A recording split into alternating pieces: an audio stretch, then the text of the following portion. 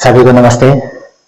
आज की इस वीडियो में हम बात कर रहे हैं कक्षा 12 का जो दूसरा अध्याय है, पॉलिटिकल साइंस का जो दूसरा लेसन है। अपनी जो पुस्तक चल रही है अभी समकालीन विश्व राजनीति, इसका जो दूसरा लेसन है दो ध्रुवीयता का अंत। इसका हम जो ब्रीफ विवरण इस वीडियो के अंदर प्रस्तुत करेंगे। इससे पहले जो पहली यूनिट थी जिसके अंदर शीत युद्ध की जो स्थितियां थी उनको हमने समझा था, तो ये उसके बाद का वीडियो है, तो आप इसके अंदर जुड़े रहे हैं। अभी सिलेबस को रिवाइज किया है, तो उस रिवाइज सिलेबस के अंदर भी ये जो लेसन है ये यथावत है, इसीलिए आप इसको समझे। वैसे ये जो लेसन है ये आपकी अन्य जो प्रतियोगी परीक्षाओं की तैयारी में जब भी कभी भविष्य में जरूरत पड़ेगी वहां पर भी आपको ये मददगार साबित होगा। तो इसके अंदर हम बात कर लेते हैं। जैसे यहाँ समझाया है दो ध्रुवीयता का अंत, तो आपको पता होगा कि जब शीत युद्ध चल रहा था तो शीत युद्ध के अंदर क्या स्थितियां थी। टू पोल हो गए थे, एक तरफ अमेरिका था और दूसरी तरफ कौन था, सोवियत संघ था। दोनों अपने अपनी तरफ देशों को जो है अपने अपने खेमे के अंदर जोड़ते जा रहे थे और एक लंबा संघर्ष चला है वो, यानी फर्स्ट वर्ल्ड वार के बाद से ही स्थितियां जो है वो प्रारंभ हो चुकी थी इसकी। लेकिन सेकेंड वर्ल्ड वार के बाद में, second world war first world war के बाद में तो हम कंप्लीट नहीं कह सकते हैं, लेकिन सेकेंड वर्ल्ड वार के बाद में ऐसी स्थितियां आ गई थी कि दोनों जो शक्तियां थी वो आपस में उलझ चुकी थी। तो वो जो शीत युद्ध की स्थितियां थी उनको हमने पहले के दो वीडियो के अंदर पूरा डिटेल से समझ लिया है। अगर वो आपने नहीं देखे तो इस वीडियो के डिस्क्रिप्शन में उसका लिंक दे देंगे, वहां जाके देख लेना। तो शीत युद्ध के अगर हम चरम की बात करें तो शीत युद्ध का जो चरम है उसके अंदर बर्लिन की दीवार का जिक्र जो है सबसे मेन है। अगर आप बर्लिन की दीवार जो है उसको इससे निकाल दोगे तो शीत युद्ध का कोई मायने नहीं रहेगा। यानी आपको पता है जर्मनी को दो भागों में बांट लिया, पूर्वी जर्मनी और पश्चिमी जर्मनी। पूर्वी साइड का हिस्सा जो है वो पश्चिमी खेमे के अंदर चला गया और पश्चिम का जो हिस्सा है वो कहाँ चला गया, अमेरिकी खेमा के पास। तो जर्मनी को बांटा और जर्मनी की जो राजधानी थी बर्लिन, बर्लिन को भी डिवाइड कर लिया, उसके अंदर दीवार बना दी। यानी 150 किलोमीटर की दीवार है और ये 28 साल तक यथावत खड़ी रही। उसको गिराया है बाद में 1989 में इसको गिराया है। यानी 1991 में जब शीत युद्ध क्लोज होता है उससे पहले, यानी बर्लिन की दीवार गिरना शीत युद्ध की समाप्ति का एक इंडिकेटर आ गया था, कंप्लीट हो गया था कि अब शीत युद्ध जो है जल्द ही खत्म होने वाला है। तो बर्लिन की दीवार गिरी, शीत युद्ध के अंदर बर्लिन की दीवार बनी और उसके बाद में ये दीवार गिरती है 1989 के अंदर। जनता ने गिराई ये दीवार, जनता तंग आ चुकी थी सिस्टम से। और वो कैसे तंग आई, क्या क्या इसके अंदर घटनाएं घटी, वो हम इसके अंदर देखेंगे। तो जो सोवियत खेमा था, सोवियत के अंदर मैंने जैसे पहले भी बता दिया था, पूर्व साइड के जो यूरोपीय कंट्री थे वो उस खेमे के अंदर जुड़ते जा रहे थे, बहुत सारे जुड़े थे। तो जैसे मैंने यहां पर नोट किया है 8 पूर्वी यूरोपीय देश, उनके अंदर सत्ता परिवर्तन, यानी वहां पर जो घटनाएं घट रही थी, यानी वो जो देश थे उन देशों में जब सोवियत खेमे के अंदर जब अपने आप को जोड़ा था और सोवियत सिस्टम के अंदर अपने आप को ढालना उन्होंने अच्छा महसूस किया। वो यूरोपीय सिस्टम यानी आपके अमेरिकी सिस्टम से ज्यादा खुश नहीं थे, तो सोवियत खेमे में आए, इच्छा से भी आए, कुछ जबरदस्ती भी आई। तो ये जो पड़ोसी देश थे जो सोवियत खेमे में आए थे, उनके अंदर जो कम्युनिस्ट पार्टियों का राज था, यानी साम्यवादी सरकारें थी, वो धीरे धीरे जनता ने बदलना प्रारंभ कर दी थी। तो इसका मतलब ये आ गया था कि अब ये टूटेगा, सोवियत खेमा है वो बिखरेगा, सोवियत संघ जो है वो भी बिखरेगा। देखो सोवियत खेमा अलग है और सोवियत संघ अलग है, ये दोनों चीजें हमने पहले के बहुत सारी वीडियो के अंदर पूरी डिटेल इसकी समझ ली है। एक बार सोवियत प्रणाली को समझ लो। जैसे हमने सोवियत संघ के अंदर जो प्रणाली चल रही थी, यानी जो सोवियत सिस्टम था, सोवियत प्रणाली थी, उसके जो नायक थे उन नायकों को आप एक बार समझ लें। तो इसके अंदर जो स्टार्टिंग व्यक्ति आता है वो व्लादिमीर लेनिन है। आज रूस का राष्ट्रपति कौन है? व्लादिमीर पुतिन है। और ये जो प्रारंभिक हुआ है ये भी व्लादिमीर कौन है? लेनिन है। ये संस्थापक है। 1917 के अंदर जो रूसी क्रांति होती है उसके बाद में वहां पर जो सोवियत सिस्टम यानी जो साम्यवादी विचारधारा है उसको आधार देने, उसका सूत्रधार यही है व्लादिमीर लेनिन। ये 24 तक काबिज रहता है और इसी के दौर के अंदर वर्ल्ड वार स्टार्टिंग, जो world war first world war होता है और इसने पूरी सोवियत प्रणाली को आकार दिया है और इसको प्रसारित किया है पूरे विश्व के अंदर। अगर साम्यवाद और कम्युनिज्म को प्रसारित करने का अगर श्रेय जाता है तो वो व्लादिमीर लेनिन को। इसके बाद में स्टालिन आता है। स्टालिन की नीतियां भी काफी कठोर नीतियां रही हैं, यानी साम्यवाद के प्रति इनकी जो विचारधारा थी बाद में थोड़ी उदासीन होती गई है। वो नीतियां जो है पहले जितनी कठोरता से थी वैसी नहीं रही। स्टालिन ने बड़ी कठोरता से साम्यवाद को स्थापित किया। 24 से लेके 53 तक इन्होंने शासन किया है और जैसे इन्होंने वहां पर जो एग्रीकल्चर सिस्टम था जो टुकड़ों में बटा हुआ था उसको कंपाइल किया है और इसीलिए इनको जाना जाता है। इन्होंने काफी रिफॉर्म किया, ऐसा नहीं है कि इन्होंने कुछ नहीं किया, बहुत सारे रिफॉर्म किए हैं। इसके बाद में निकिता क्रुश्चेव आता है, ये 52 से 64 तक रहते हैं। और स्टालिन के टाइम में आप ये भी ध्यान में रखना, स्टालिन जो थे इनके समय में सेकेंड वर्ल्ड वार भी होता है और निकिता क्रुश्चेव के समय की इन्होंने एक महत्वपूर्ण जो घटना जो हम शीत युद्ध की जो प्रारंभिक जो घटनाओं और महत्वपूर्ण घटनाओं के अंदर हमने जैसे क्यूबा संकट वो इसी के दौर में हुआ था, निकिता क्रुश्चेव के दौर में। और उसके बाद में लियोनिड ब्रेजनेव आते हैं और ये आते हैं लास्ट में मिखाइल गोर्बाचोव। ये सोवियत प्रणाली यानी जो साम्यवादी गवर्नमेंट थी, यानी सोवियत संघ जब था यूएसएसआर बोले, उसके अंतिम मुखिया के रूप में मिखाइल गोर्बाचोव का नाम आता है। और ये कब तक रहते हैं? 85 से लेके 91 तक ये सत्ता में रहते हैं। तो ये मिखाइल गोर्बाचोव इन्होंने किस प्रकार से उन चीजों को बदला है, इन चीजों को भी हम समझेंगे। बहुत सारी चीजों को इन्होंने बदला है और उस बदलाव के अंदर किस प्रकार से बिखराव आया है वो चीजें भी आप यहाँ पर समझें।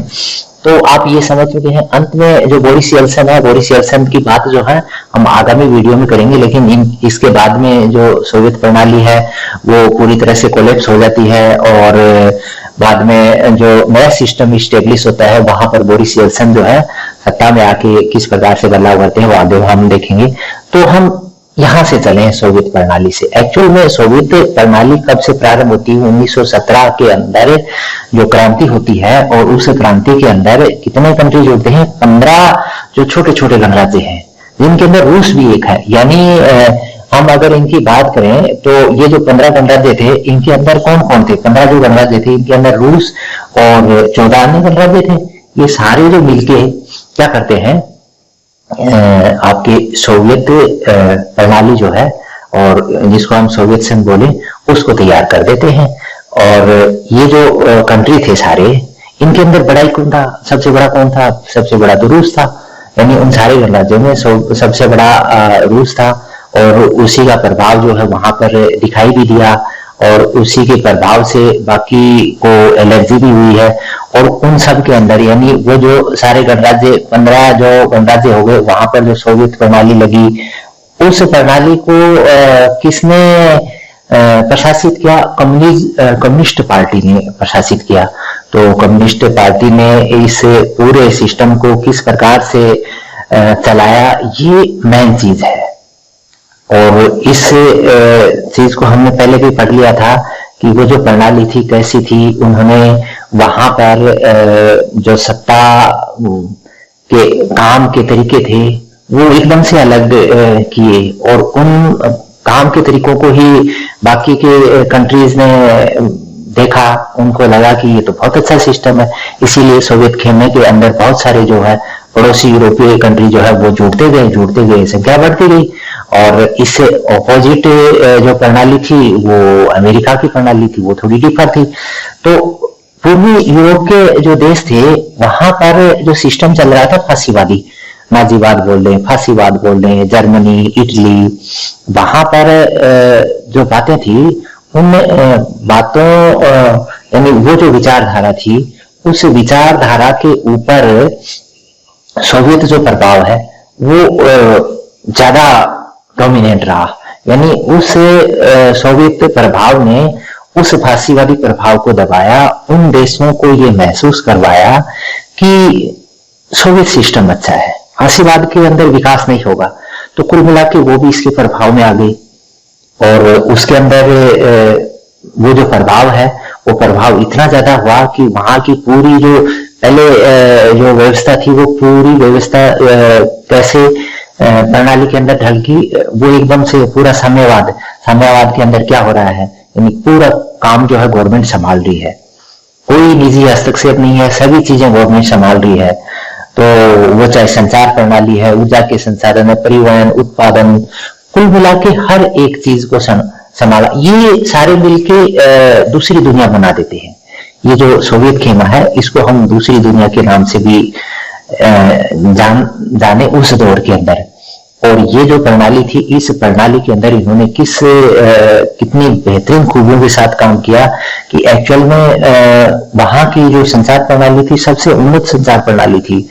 ऊर्जा के भारी संसाधन थे सोवियत संघ के पास और इसी की बदौलत उसने पूरे विश्व के ऊपर अपनी छाप जो है वो कायम रखी। अमेरिका भी इससे भारी परेशान था, ये तो बिखर गया और उसकी प्रयास यही था कि जैसे तैसे करके ये बिखरेगा तभी समझ में आएगा, वरना यहाँ जो संसाधन है उन संसाधनों का मुकाबला जो है अमेरिका के संसाधन नहीं कर सकते थे। और ये प्रणाली जो है लंबे समय तक अगर चलती तो हो सकता है आज के समय में जिस प्रकार से एक ध्रुव व्यवस्था यानी पूरे वर्ल्ड के ऊपर अमेरिकी वर्चस्व है, उस वर्चस्व को शायद सोवियत संघ जो है वो दबा पाने में कामयाब होता है। लेकिन क्या है कि वो बिखरा। हम जो बात कर रहे थे कि किस प्रकार से बेहतरीन संचार प्रणाली थी, ऊर्जा के इतने शानदार संसाधन थे, परिवहन की व्यवस्था इतना बड़ा सोवियत संघ था, उसके अंदर परिवहन की सबसे शानदार व्यवस्थाएं थी। चाहे उत्तर से दक्षिण, पूर्व से पश्चिम कितना बड़ा है, आज भी रूस इतना बड़ा है। सोवियत संघ तो जो टूटे हैं जो देश हैं उनको सारों को जो के सोवियत संघ था, तो उनके अंदर जो परिवहन की प्रणाली थी वो बेहतरीन परिवहन प्रणालियों के अंदर थी। काफी टेक्नोलॉजी आ गई थी, यानी सुई से लेके हवाई जहाज तक बनाने का काम जो है सोवियत संघ की फैक्ट्रियों में, यानी वहां जो उत्पादन इकाइयां लगी उनके अंदर इतने सारे प्रोडक्ट तैयार हो गए। यानी कुल मिला के जनता की हर एक बेसिक जो नीड्स है उनको इन्होंने पूरा किया और इसी की बदौलत जो है इसने काफी ग्रो किया। बेरोजगारी, गरीबी नामात्र की थी, कुछ नहीं था।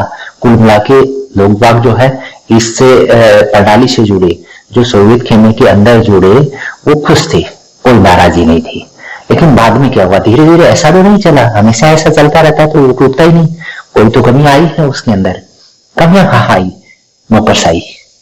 यानी ये जो सिस्टम है, इस सिस्टम को संभालने के लिए क्या था, पूरा गवर्नमेंट इंफ्रास्ट्रक्चर था, उसके अंदर जो नौकरशाही थी वो धीरे धीरे क्या कि आलसी होती गई, उदासीन होती गई, उनकी तिनख्याएं बढ़ती गई और उनकी जो कार्यशैली है वो प्रभावी नहीं रही जैसी कि स्टार्टिंग में थी। यानी जो आपकी व्लादिमीर लेनिन ने जैसा कॉन्सेप्ट तैयार किया था वो धीरे धीरे आते खुशेव के ब्रेजनेव के टाइम में आते आते तो एकदम से ही कोलैप्स हो गया था। और एक दल का जो प्रभाव था, वो जो प्रभाव था, उससे भी जनता परेशान हो चुकी थी, क्योंकि एक ही पार्टी, कम्युनिस्ट पार्टी, दूसरी पार्टी तो वहां पनप ही नहीं पाई, उसको पनपने का अधिकार भी नहीं था, पनपने दिया भी नहीं जा रहा था, तो इससे भी लोग परेशान थे। फिर हथियारों की होड़ मेन फोकस था, क्योंकि शीत युद्ध के अंदर यही तो चल रहा था। अमेरिका और सोवियत संघ एक दूसरे में अपने आप को टॉप पे लाना, यानी हथियार, और इन हथियारों को विकसित करना, खरीदना, रिसर्च डेवलपमेंट के ऊपर ज्यादा से ज्यादा खर्चा करना। इससे क्या हो गया, जो अन्य जो डेवलपमेंट की जो योजनाएं थी उनके ऊपर काम नहीं हुआ। जनता को लगा कि सारा पैसा तो हथियारों पे लगा रहे हैं, तो इससे क्या होगा, देश नहीं चल पाएगा। धीरे धीरे लोग पश्चिमी जो सिस्टम था, यानी जो अमेरिका के नजदीक के जो कंट्री थे, उन देशों की व्यवस्थाओं को देखने के बाद में उनको लगा कि ये गलत दौड़ है, इस दौड़ के अंदर ज्यादा दिन तक नहीं चला जाएगा, इसीलिए हमको क्या करना चाहिए, धीरे धीरे बदलाव करना चाहिए। और दूसरा जो मैं कहा, ये जो बात लिखी है मैंने रूसी प्रभाव, यानी ये जो सारे गणराज्य थे ना, इनके अंदर रूस और बाकी 14 अन्य थे, तो रूस का प्रभाव ज्यादा था। जो दूसरे गणराज्य थे, चाहे वो रूस, आपके बेलारूस है, यूक्रेन है, जॉर्जिया है, इन सब के ऊपर रूसी गणराज्य का प्रभाव ज्यादा था। वहां की कल्चर है वो डोमिनेट थी, प्रभावी थी, इसीलिए उनको एलर्जी थी कि यार हमारी तो कोई पूछ ही नहीं कर रहा है, सारा सिस्टम जो है रूस के अकॉर्डिंग चल रहा है। इस वजह से उन लोगों के अंदर क्या था, एक अंदर ही अंदर राष्ट्रवाद की भावना जो है वो पनपने लगी, और इसी राष्ट्रवाद की भावना में धीरे ये तात्कालिक कारण के रूप में उभर के आया।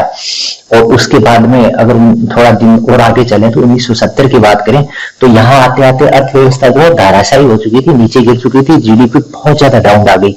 तो इस वजह से क्या हो गया, ये तो तय हो गया था कि अब टूटेगा, ये ज्यादा दिन नहीं चल पाएगा। और बाद में एक काम और हो गया, ये 1979 में अफगानिस्तान में जो लड़का मोल लिया नहीं इन्होंने, जो हस्तक्षेप किया सोवियत संघ ने, वो सबसे मेन फैक्टर रहा इसको तोड़ने में। तो इस प्रभाव में आने के बाद में अफगानिस्तान के अंदर इन्होंने फौजें भेजी, और अफगानिस्तान को तो हमने जैसे पहले वीडियो भी समझा दिया था, अफगानिस्तान के अंदर अमेरिका 20 साल तक लड़ता रहा, कोई सफलता हासिल नहीं हुई, और उसके बाद में वापिस उसको क्या बोले कि खाली हाथ लौटना पड़ा, और वापिस तालिबान को सत्ता संभाल के और अमेरिका चला गया। यही कुछ जमाने पहले सोवियत संघ वहां अफगानिस्तान में जो है नतीजा भुगत चुका है। तो अफगानिस्तान के अंदर जो हस्तक्षेप करना वो इसको भारी पड़ा, और इसके बाद में क्या हुआ, धीरे धीरे यानी विघटन जो है, विघटन का पूरा ग्राउंड तैयार हो चुका था। यानी स्टार्टिंग के अंदर किस प्रकार से डेवलपमेंट अच्छा हुआ, और बाद में धीरे धीरे क्या हुआ, ये स्थितियां जो है कोलैप्स हुई, इनके अंदर कमियां आई, इनके अंदर बहुत सारी जो है ये मान के चलो बुराइयां घुस चुकी थी, इस वजह से टूटना था। और बाद में मिखाइल गोर्बाचोव आ जाते हैं, ये 85 के अंदर बनते हैं, 91 तक रहते हैं। गोर्बाचोव आए उस समय क्या था कि ये थोड़े उदारवादी थे। इन्होंने क्या किया, इन्होंने ये किया कि लोग परेशान हो गए थे, जैसे मैंने बता दिया था, ये परेशान हुए तो इन्होंने वादा किया कि हम व्यवस्थाओं को सुधारेंगे, सुधारने का वादा किया कि ऐसा नहीं चलने देंगे जैसा आप सोच रहे हैं कि हम पश्चिम के जो कंट्री है वो ज्यादा तेजी से विकास कर रहे हैं, हम स्लोली चल रहे हैं, तो हम भी थोड़ा सा तेज चलेंगे। इस वजह से क्या है, इसने वादे किए, और वहां पर जो वादे उनके हो रहे थे, उन वादों के अंदर भी वही बात थी कि देखो रूस की पब्लिक और बाकी जो अन्य गणराज्यों की पब्लिक वो अलग अलग तरीकों से उनको देखती थी। तो एक्चुअल में वहां जो सारे गणराज्य थे उनके अंदर आपस में, क्योंकि वो गोर्बाचोव की बातों में विश्वास करने वाले नहीं थे, वहां गतिरोध चल रहा था कि अब हम ज्यादा दिन तक टिक नहीं पाएंगे। अंदर ही अंदर उनके अंदर गतिरोध चल रहा था, क्योंकि वो सारे इकट्ठे हुए थे एक शानदार सिस्टम को समझने के बाद में, ये सारे इकट्ठे हुए थे, लेकिन वो सिस्टम जो है धीरे धीरे उसके ऊपर से विश्वास उठने लगा, अंदर ही अंदर गतिरोध पैदा हुआ, जिससे तो टूटना संभव लाजमी था। और सभी जगह सोवियत सरकारें गिरने लगी, यानी कम्युनिस्ट पार्टियां जो थी वो गिरने लगी, अन्य पार्टियों की सरकार वहां स्थापित होने लगी, जिस वजह से क्या हुआ कि अब जो गोर्बाचोव का जो परिवर्तन था, उस परिवर्तन को भी लोग अलग तरीके से देखने लगे। वो कुछ एक तो सोच रहे थे कि बड़ा धीरे कर रहा है, कुछ एक सोच रहे थे बड़ा फास्ट कर रहा है। तो यहाँ पर भी जो अंदर ही अंदर विरोध, आंतरिक विरोध चल रहा था, किसके द्वारा, कम्युनिस्ट नेताओं के द्वारा, वो नेता जिनको विशेषाधिकार मिल गया था। यानी इन बाद वाली स्थितियों के अंदर वो भी है, क्योंकि वहां जो कम्युनिस्ट पार्टी के जो मुखिया थे, जिनको विशेषाधिकार, विशेष सुविधाएं, उनको बहुत सारे ऐसाराम उन्होंने कर लिए थे, तो वो जो है ऐसाराम के को छूटता हुआ महसूस कर रहे थे। इसलिए उन्होंने सोचा कि गोर्बाचोव ये परिवर्तन कर रहा है ना, ये ठीक नहीं है, ये नहीं करना चाहिए। और दूसरी एक बात महत्वपूर्ण है कि साम्यवाद जो है उसकी एक विचारधारा थी, जो आपके लेनिन ने, स्टालिन ने, खुश्चेव ने, ब्रेजनेव ने जनता के ऊपर चाहे प्यार से चाहे जबरदस्ती से थोप के और उसको सही सिद्ध करवाने का प्रयास किया। लेकिन उसी सिस्टम को गोर्बाचोव ने क्या किया कि इसके अंदर हम कुछ बदलेंगे, यानी अपने जो काम को, गलत को भी इन्होंने, जैसे आजकल सिस्टम में होता है नहीं, गलत कर दिया तो भी इसको आप जैसे तैसे करके स्वीकार करो, गलत नहीं है। तो इस सिस्टम को ये बखूबी लोगों के ऊपर थोप नहीं पाया, और इसीलिए जो कम्युनिस्ट नेता थे वो विरोध कर रहे थे कि गोर्बाचोव की ये जो नीति है ये अच्छी नहीं है, इसको जबरदस्ती सख्ताई से इसको लागू करना चाहिए। और देखो गोर्बाचोव का जो ये चल रहा था, ये बदलाव का काम है, पुनर्निर्माण का, पुनर्संरचना का ये काम चल रहा था। उसी समय कानून में तख्ता पलट होता है, और तख्ता पलट तो जनता करती है तख्ता पलट वहां, लेकिन वो एक टेम्परेरी सिस्टम था। उसके बाद में येल्सिन चुनाव होते हैं, चुनाव होने के बाद में येल्सिन वहां पर राष्ट्रपति बनते हैं। बोरिस येल्सिन 1991 में जब टूट जाता है, उसके बाद में 91 में बोरिस येल्सिन वहां के पहले निर्वाचित राष्ट्रपति हो जाते हैं। यानी हम बोले कि लोकतंत्र स्थापित हो गया, वो तो यहाँ 91 में होता है। हम तो कह रहे हैं कि हमारे तो लोकतंत्र 1950 में जब संविधान लिखा तब हो गया था, तो हम तो इसको तो यहाँ से मानते हैं। बाकी ये तो एक ये मान के चलो तानाशाही सिस्टम था, लेकिन उस सिस्टम के अंदर इन्होंने जिस प्रकार से अपने आप को डेवलप किया, बहुत बेहतरीन तरीका का विकास था। स्टार्टिंग के अगर समय को देखे, इसने जरूर कुछ परिवर्तनों को उदारवादी ढांचे में डाल के और आगे बढ़ाने का सोचा, इसीलिए ये टूटा। और उसके बाद में 1991 का दिसंबर आता है, यहाँ पर आके रूस, यूक्रेन, बेलारूस, ये बड़े गणराज्य हैं, ये टूटते हैं। और टूटने के बाद में देखो, आपको पता है जब सोवियत संघ था तो वीटो पावर तो उसके पास थी, यानी महाशक्तियों में तो था ही वो। तो अब वही बात है, सोवियत संघ टूट गया, उससे बेलारूस है, आपके रूस है, यूक्रेन, ये तो बड़े, और बाकी छोटे भी बनते हैं बहुत सारे। लेकिन अब इनमें से वो वीटो पावर किसके पास रहेगी? वर्ल्ड से जो एग्रीमेंट करे हुए एग्रीमेंटों का उत्तरदायी कौन रहेगा? ये सारी जिम्मेदारी किसके ऊपर आई? ये रूस को मिला। ये सारा जो सिस्टम यानी वीटो पावर है, और आपके यूएन के अंदर जो सीट है वो किसको मिली? सोवियत संघ के जो नाम से थी वो रूस को मिल गई, क्योंकि पहले सोवियत संघ के नाम से एक देश था, यूएसएसआर के नाम से, उसके बाद में रूस हो गया। इन्होंने अलग से आपकी यूक्रेन, बेलारूस और जो बाल्टिक जो कंट्रीज के पड़ोस में थे, उन्होंने अलग से यूएन के अंदर अपनी मेंबरशिप के लिए आवेदन किया। अब एक चीज आती है, यहाँ सारी चीज हमने समझ ली। अब इसके बाद में एक आता है कि विघटन हुआ ही क्यों? देखो ये सारी जो चीजें हैं, यहाँ पर हमने देख लिया कि व्यवस्था अच्छी थी, बाद में कमजोर हुई, टूटना तो था ही, लेकिन ऐसी बात नहीं है, बहुत सारी चीजें दूसरी भी थी जो इसके लिए जिम्मेदार थी। देखो एक तो संस्थाएं कमजोर हो गई थी, ये बात हमने बता दी, संस्थाएं कमजोर हो गई विघटन का कारण। किसी भी देश की जो संस्थाएं हैं वो अगर अच्छी तरीके से काम नहीं करेंगे तो देश का विघटन जो है सुनिश्चित है, कोई नहीं रोक सकता है। अर्थव्यवस्था गिरी है, हमने जैसे समझा दिया था, अर्थव्यवस्था बहुत ज्यादा गिर चुकी है, हथियारों के ऊपर इतना सारा खर्चा कर रहे थे। अच्छा, ये एक काम और कर रहे थे सोवियत संघ, इसके प्रभाव में यानी इसके खेमे में जो दूसरे देश जुड़े हुए थे ना, उन देशों को राज्य भी रखना है, उसके ऊपर प्रभाव भी अपना स्थापित करना है, तो उनके ऊपर खर्चा करो। जैसे अमेरिका इराक पे करता है, अफगानिस्तान पे करता है, बहुत सारे दूसरे देशों के ऊपर अपना प्रभाव स्थापित करने के लिए बहुत खर्चा कर रहा है। वहां क्या हासिल होता है वो चीजें अलग है। अगला जो अमेरिकी वर्चस्व का जो लेसन आएगा, 3 नंबर जो लेसन है, उसके अंदर हम इन चीजों को देख सकते हैं। वैसे इस बार बोर्ड का जो रिवाइज सिलेबस आया उसके अंदर वो 3 नंबर लेसन हटा दिया। हम जो रिवाइज सिलेबस का वीडियो भी 1-2 दिन में तैयार करके डाल देंगे, उसको भी आप देखें। तो आप अगर नए जुड़े हुए हैं तो सब्सक्राइब कर ले, पहले से जुड़े हुए तो धन्यवाद, अच्छा लगे तो सभी तक इसको शेयर कर देना।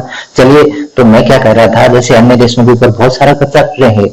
अच्छा, इसके बाद में एक चीज और थी, पश्चिमी जो देश थे जो अमेरिका के प्रभाव में थे वो तरक्की कर रहे थे, और ये समाचार जो है सोवियत संघ के जो देश थे उनके अंदर पहुंच रहा था। अब वो कह रहे साहब वो तो बहुत तरक्की कर रहे हैं, हम तो बहुत पीछे रह गए। और ये जो कम्युनिस्ट पार्टी का 70 साल का राज रहा, ये भी एक 76 ऐसा राज रहा, यहाँ से भी वो चाह रहे थे कि बदल जाना चाहिए। ज्यादा दिन तक ऐसा सिस्टम जो है यानी एक जैसा ही सिस्टम चलता रहे तो जनता, जैसे इंडिया में भी हुआ ना, भी बहुत दिनों तक कांग्रेस पार्टी का राज रहा, उसके बाद में परिवर्तन आया। अब वो तो 70 का जैसे आंकड़ा आता है ना कि कितने साल रहा, उसके ऊपर भी मैंने एक वीडियो बनाया, वो भी आप जरूर देखें। ये पॉलिटिकल इश्यू की बात हम यहाँ नहीं करेंगे, वैसे ये अलग मैटर है, लेकिन यहाँ तो हम दूसरे कंट्री की बात कर रहे हैं, कोई बात नहीं है। अच्छा, इन सारी चीजों को समझ लिया। एक तात्कालिक कारण क्या हुआ? तात्कालिक कारण क्या हुआ? एक तो गोरबाचोव की शैली, यानी इसकी जो शैली थी ना, वो बाकी साम्यवादी नेता यानी बाकी कम्युनिस्ट नेता जो थे उनसे एकदम भिन्न। इसने जनता को मतलब बहुत सारे वादे कर दिए कि हम ऐसा बदलेंगे, ऐसा बदलेंगे, जो व्यवस्थाएं अच्छी नहीं चल रही हैं उनको हम सही करेंगे, आप धैर्य रखिए। लेकिन जनता को धैर्य कहाँ था? इतने बड़े देश को संभालना मुश्किल चीज थी। तो इसकी शैली ने भी तात्कालिक यानी वहां पर विघटन का जो है बीज बोया। उसके बाद में एक महत्वपूर्ण सबसे टॉप पे आता है राष्ट्रवाद। यानी यहाँ पर जैसे मैंने बता दिया था कितने सारे गणराज्य जुड़ गए थे, वो सारे गणराज्य जुड़ के ही तो सोवियत संघ बना था। तो उनके अंदर स्पेशली कौन से थे? जो यूरोप के टच वाले थे, यानी बाल्टिक एरिया जो था ना, बाल्टिक के गण, इसमें कौन? एस्टोनिया, आपके लताविया, लिथुआनिया और आपके बाद में यूक्रेन राज्य, ये डेवलप थे। आपके इसके पास में जो मध्य एशियाई वाले थे ना, वो अलग धर्म के भी थे, अलग विचार के थे, लेकिन उनके अंदर इतना राष्ट्रवाद नहीं था जितना इनमें आया। ये सोच नहीं सकते थे कि इनमें इतना राष्ट्रवाद आएगा, लेकिन इनके अंदर ये जो राष्ट्रवाद की भावना इतनी प्रबल हुई, उसके बाद में ये हो गया कि हमारी कल्चर अलग है, हमारी भाषा, हमारा बहुत सारी चीजों के अंदर इनसे तालमेल नहीं बैठ सकता है। यहाँ पर सारी चीजें रूसी प्रभाव के अकॉर्डिंग हो रही हैं। तो ये जो आपके रूस, बेलारूस, यूक्रेन, ये अलग अलग विचारधाराओं की संस्कृतियां थी। और बाकी आपके जैसे एस्टोनिया, लातविया, लिथुआनिया, बहुत सारे छोटे छोटे और भी बहुत सारे आपके क्रोएशिया, पूर्ते, बोस्निया, हर्जेगोविना, ये बहुत सारे नाम है। एक मानचित्र दे रखा है, आप उसको भी समझें। तो हम यहाँ मानचित्र नहीं बनाएंगे, मैंने पहले से ये नोट कर दिया था क्योंकि लिखने में बहुत सारा टाइम जाया होता है, इसीलिए मैंने शॉर्ट में। अच्छा, ये चीज समझ गया हम राष्ट्रवाद। एक और चीज है क्या? आकार। कितना बड़ा था यूएसएसआर? आज भी रूस जो है सबसे बड़ा है। अगर उस समय के सोवियत संघ की बात करें तो बहुत बड़ा आकार था। अब इतना बड़ा आकार है तो कभी न कभी टूटेगा। जैसे बड़ा शरीर हो जाता है ना तो आदमी झुक जाता है, वही बात है। इतना बड़ा आकार है वो टूटेगा। इंडिया का बड़ा आकार था, पहले अफगानिस्तान भी इंडिया में था, पाकिस्तान भी था, आपके म्यांमार भी था, आपके बांग्लादेश भी थे, सारे मिलके ही हिंदुस्तान था। तो बिखरी। लेकिन आज रूस इतना बड़ा है, सोवियत संघ और भी बड़ा था, उस बड़े आकार ने भी विघटन के लिए बीज बोए। तो साथियों, ये जो चर्चा थी इसके अंदर हमने वो सारी चीज समझ ली जो आपको इससे रिलेटेड जो भी आपके कंपटीशनों के क्वेश्चन है या परीक्षाओं जो आपकी 12वीं की जो कोर्स की एग्जाम है बोर्ड की, उसके अंदर आपकी मदद करेंगे। चाहे आपके गोरबाचोव की नीति है, विघटन क्यों हुआ, कौन कौन इसके नायक रहे और इसके तात्कालिक क्या कारण रहे। हम विघटन तक आ चुके हैं, यानी 1991 के अंदर रूस यानी सोवियत संघ जो है विघटित हो जाता है। उसके बाद में येल्सिन का शासन आता है, नया रूस। वहां पर किस प्रकार से इसने जो शासन स्थापित किया, वो कैसा चला, किस प्रकार चला, वो हम आगामी वीडियो के अंदर करेंगे क्योंकि वीडियो लंबा हो जाएगा। इसीलिए हम इस वीडियो को यहीं विराम देंगे और आप हमारे चैनल को सब्सक्राइब कर लें ताकि जब भी वीडियो तैयार हो तो आप तक जल्द से जल्द पहुंच जाए। आज का वीडियो कैसा लगा आप कमेंट बॉक्स में जरूर लिखें। धन्यवाद। जय हिंद।